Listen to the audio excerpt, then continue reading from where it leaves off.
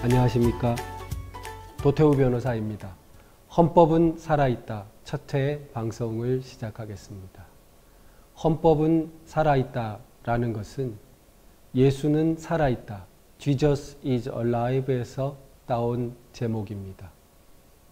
예수는 살아있다 라는 것은 예수님의 부활을 고백한 말로 유명합니다. 무덤에 묻히고 다시 살아난 예수의 부활 사건을 현재형으로 표현한 것입니다.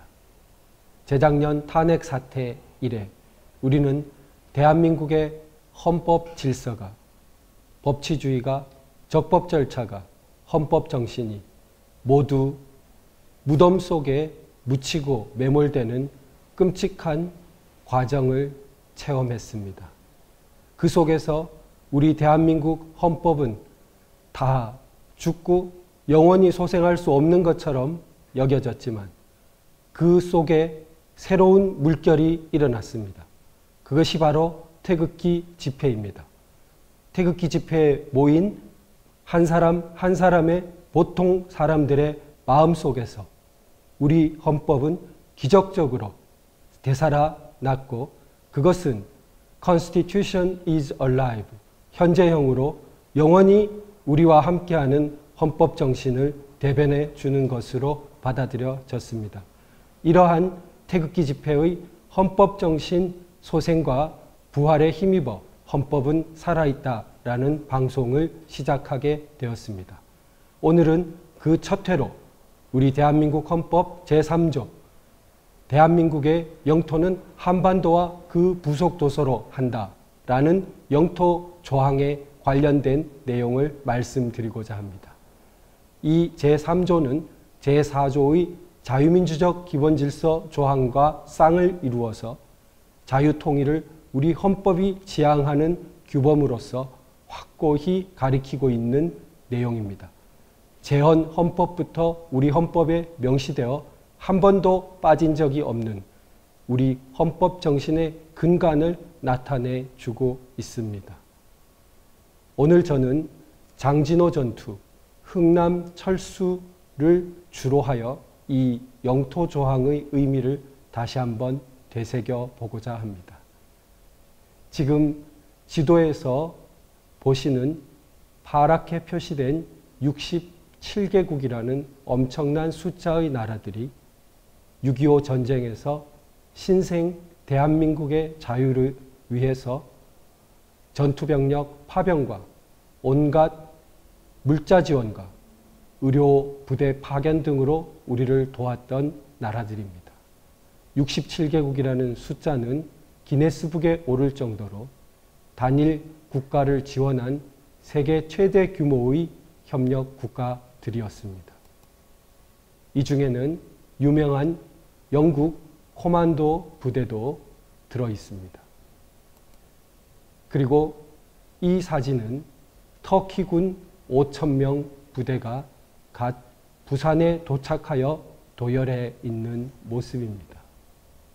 이들 터키군 5,000명은 가장 당시 치열한 전선인 북서부 전선으로 투입되었습니다. 지도에서 보시는 것처럼 인천 상륙작전 성공 후에 파죽지세로 쳐 올라가던 연합군은 우리 중공군의 대량 개입으로 강력한 저항에 부딪히게 됩니다. 중공군의 대량 참전에서 북서부 전선에서도 당연히 큰 충돌이 있을 수밖에 없었는데요. 이 북서부 전선에 투입된 터키군은 33%의 병력이 며칠 사이에 희생되고 맙니다. 바로 아까 도열해 있던 그 터키군 3명 중에 1명은 며칠 내로 이 북서부 전선에서 대한민국의 자유를 수호하는 전투에서 전사한 것입니다. 이것은 북동부 전선입니다. 북동부 전선은 크게 두 가지로 볼 수 있습니다. 저 꼭대기에 있는 해산진이라고 보이는 압록강 연안의 이 북동부 전선이 있고 중간에 장진호라고 보이는 조금 아랫부분의 전선이 있습니다. 두 갈래로 우리 유엔군이 올라가게 되는데요. 중공군은 특히 장진호 주변에 강력한 거의 10배 규모의 병력을 매복시켜 놓고 포위하여 이 연합군을 몰살하려는 계획을 갖고 있었습니다. 이것은 북동부 전선 장진호 전투에서 희생된 전사자들의 시체입니다. 생생한 사진들입니다. 이것은 장진호 동쪽편 가장 먼저 극심하게 중공군의 포위 공격을 받았던 그 전투에서 살아남은 일부 병사들이 얼어붙은 장진호를 건너 하갈울이라는 집결지로 향하고 있는 모습입니다. 이것은 수색 대원들이 혹시 낙오한 병사들이 있을까 곳곳을 뒤지고 있는 모습입니다.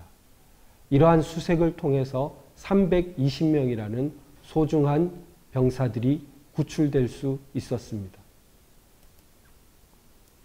이것은 낙하산 등을 통해서 물자를 공수하고 있는 모습입니다.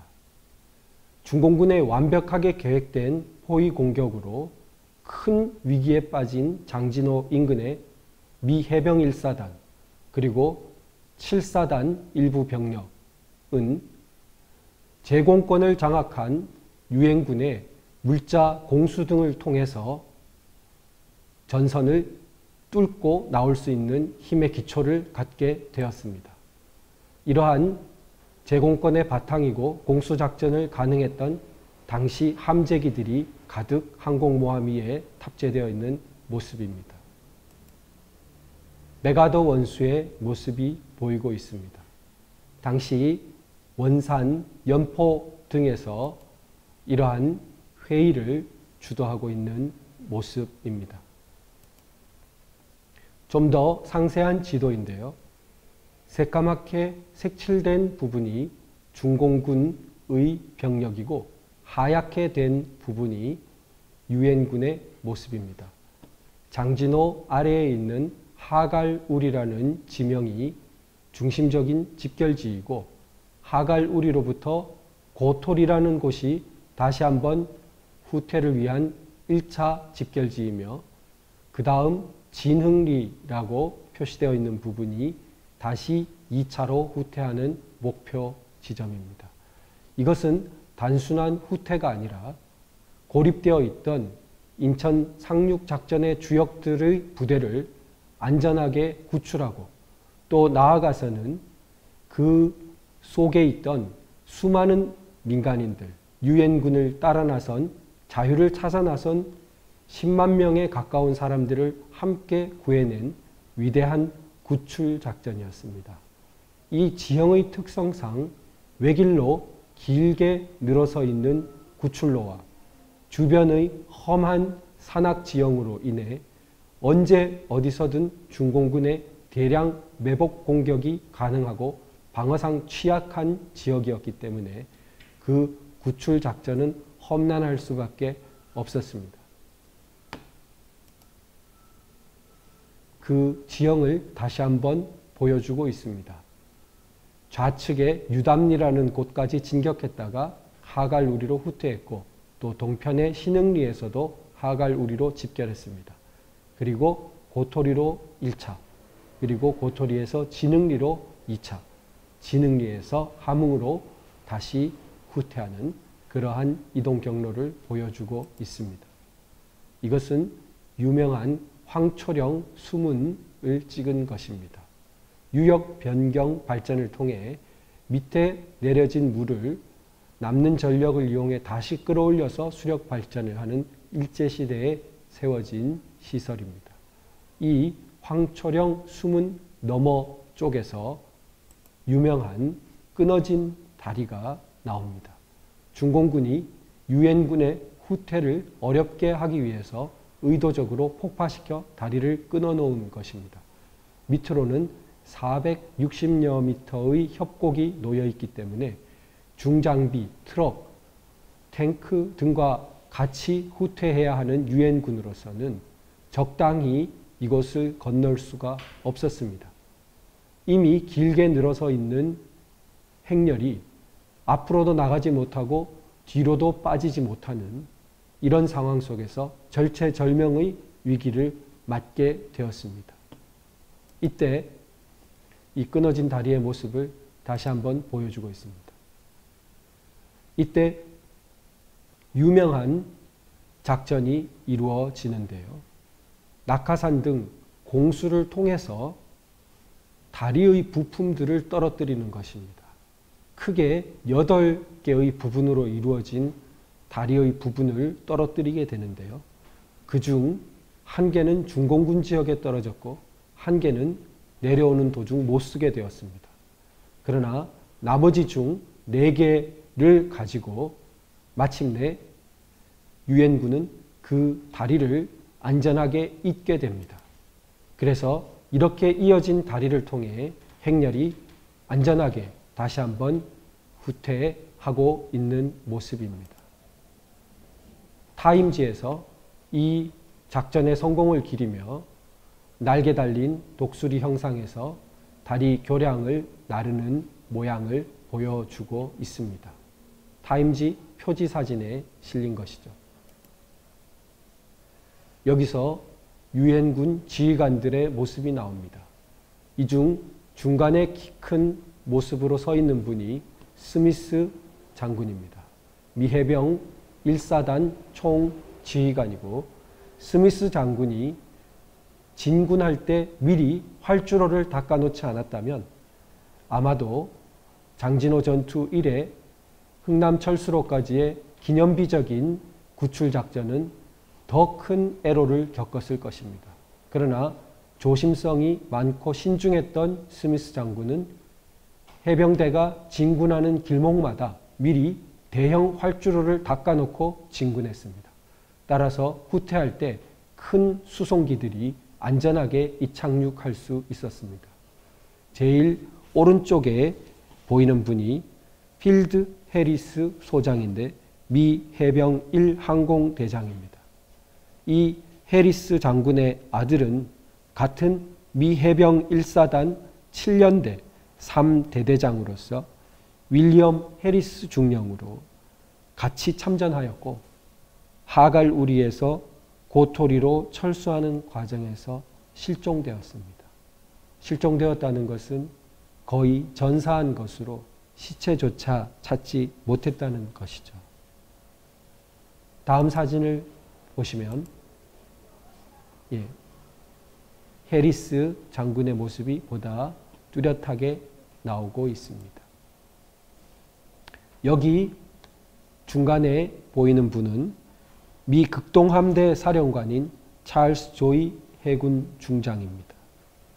이분 옆에 젊은 앳돼 보이는 이 모습으로 서 있는 분이 조이 장군의 아들인 던컨 조이 데이입니다. 역시 같은 전선에서 미 10군단 통신장교로 참전하였습니다. 이러한 수많은 장성들의 아들이 죽음을 무릅쓰고 참전하였고 이것은 고토리 전선에서 사망한 전사자들의 모습입니다. 이 전사자들이 제대로 시신을 처리해 줄 수가 없어서 때로는 끔찍한 어떤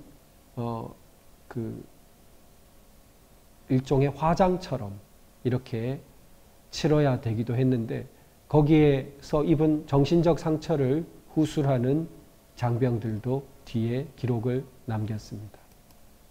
이것은 군종 목사님이 전사자들의 시신 앞에서 기도하시는 모습입니다. 네, 이것은 대형 활주로의 모습입니다. 그리고 수송기의 모습이 보이고 있습니다. 이러한 크고 작은 수송기들을 통해서 약 5,000명의 부상병들이 후송되었고 또한 5,000명 이상의 신규 병력이 보충되어 전선에 투입될 수 있었습니다. 각종 물자들 나르고 있는 수송기들의 모습입니다. 그러한 작전 와중에 일부 수송기는 적의 공격을 받아 이처럼 피해를 입기도 했습니다. 이것은 미해병 1사단과 7사단 배후에서 그들을 돕고 있던 미 육군 3사단의 지원 모습입니다. 이러한 구출 작전에서 3사단의 측면 지원이 없었다면 그들의 후퇴의 구출은 또한 성공하기 어려웠을 것입니다. 3사단 병사들이 길목을 지키고 중공군을 막고 있는 모습입니다. 이분은 존 페이지 중령으로서 당시 3사단 포병장교로 맹활약을 하다 그 전선에서 사망한 분입니다. 10군단 작전 중 병력 피해 표가 나오고 있습니다. 전사 705명, 행방불명이 4,779명. 그래서 약 5,000명 가까운 손실을 입었지만 적에게는 5배 이상의 피해를 입혔습니다. 이러한 유엔군을 공격하던 중공 군단은 여기서 괴멸되어 3개월 뒤에야 전선에 나타날 수 있었습니다. 이로써 한반도 전체를 거의 장악할 수도 있었던 중공군의 계략은 결정적으로 좌절되게 되었습니다. 약 10배 병력에 맞서서 5배 이상의 피해를 입히면서 성공적으로 철수한 것은 기념비적인 철수 작전이었습니다. 민간인들이 무작정 유엔군을 따라 나서고 있는 모습입니다. 이러한 민간인들 속에는 중공군이 의도적으로 숨어들어 멈추거나 어떤 정체가 있을 때 갑자기 매복한 중공군과 함께 공격하면서 큰 피해를 입히기도 했습니다. 중공군은 이처럼 피난민들을 인간 방패로 이용하면서까지 교란을 시도한 것입니다. 이러한 위험이 있음에도 유엔군은 이런 피난민들을 떼어놓지 않고 따라오도록 계속 허용하면서 철수작전을 진행했습니다. 고토리에 모여있는 운집해 있는 피난민들의 모습입니다. 그럼 왜 이처럼 피난민들은 유엔군들을 따라왔을까요? 그 전선에 의무병 가투사로 참전했던 뒤에 가톨릭 의대 교수가 되셨던 이용각 선생님은 이렇게 증언합니다. 당신이 목격했던 것으로 많은 부상병사들이 있었는데 응급한 임산부가 민간인이 야전병원으로 실려왔습니다. 그러자 야전 의료진은 그 임산부의 수술을 먼저 집도하였고 제왕절개술로 산모와 아이의 목숨을 건져냈습니다.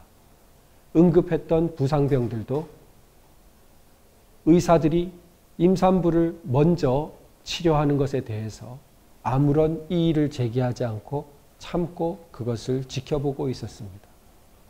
바로 이처럼 인간의 생명을 귀히 여기는, 인간을 존중하는 자유사회의 그 배어있는 모든 것이 소리소문 없이 사람들에게 전파되고 저들을 따라가면 다른 세상을 살 수 있다는 믿음을 가지고 따라온 것이 아닌가 이렇게 생각됩니다.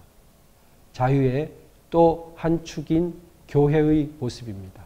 일제시대부터 지어졌던 하갈 우리 교회, 공산치하에서 탄압받다가 당시 유엔군의 진주로 새롭게 예배를 할 수 있었던 모습입니다. 흥남철수의 큰 그림이 보여지고 있습니다.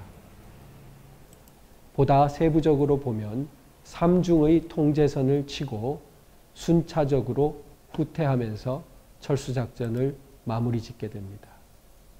1950년 12월 16일 중공군의 대량 참전 후 트루먼 대통령이 미국의 전국 비상사태를 선포하는 서명을 하고 있는 모습입니다. 자국에서 일어난 전쟁이 아닌데 자국 전체에 대해서 비상사태를 선포하고 있습니다. 이러한 자유수호의 고귀한 노력이 없었다면 대한민국의 오늘이 없었을 것입니다. 흥남철수에서 엉성한 나무배라도 타고 탈출하려는 수많은 사람들의 모습입니다. 왼쪽 나무배 제일 끝머리에 태극기가 개양되어 있는 모습이 보이고 있습니다. 이것은 이 사진을 소장한 분이 베스트 드레서라고 유머를 하신 피난민의 모습입니다. 아이를 허리에 이렇게 동여 메고 큰 짐을 머리에 이고 있습니다. 이것은 생명의 항해라는 책으로 널리 알려진 메레디스 호, 흥남철수에서 14,000명을 기적적으로 구출한 배, 50명의 선원으로 단일 배로서는 기네스북에 역시 오른 최대의 인명 구출 배였던 메레디스 호 선원 명부 중의 일부입니다. 객관적이고 과학적인 서양인들의 이 문화를 보여주는 것처럼 왼쪽에는 행동이고 오른쪽에는 능력이라고 표시되어 있는데 이것이 똑같지 않고 어긋나는 경우들이 여럿 있습니다. 한 예를 보면 이분은 행동은 low, 낮게 되어 있는데 능력은 스페셜로 높게 되어 있습니다.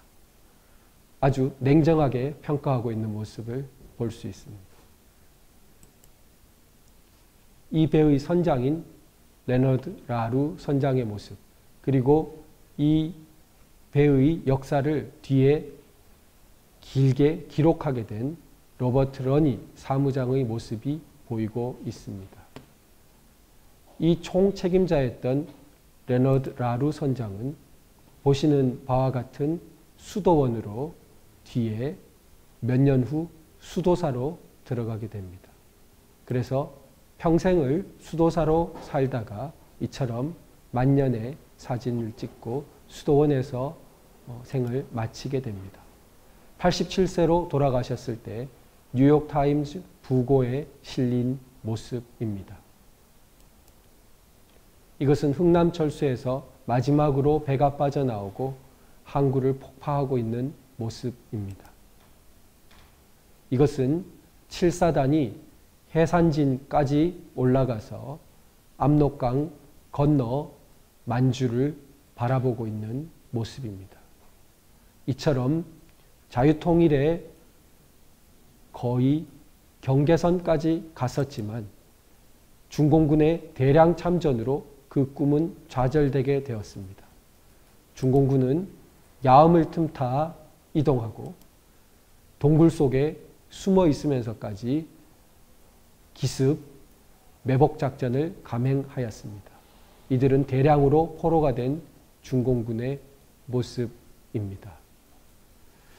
중공군의 대량 참전을 맞아서 유럽에서는 이것이 유럽의 위기를 가져올까 우려하면서 UPI 휴 베일 사장은 메가더 장군에게 전신을 보냈습니다.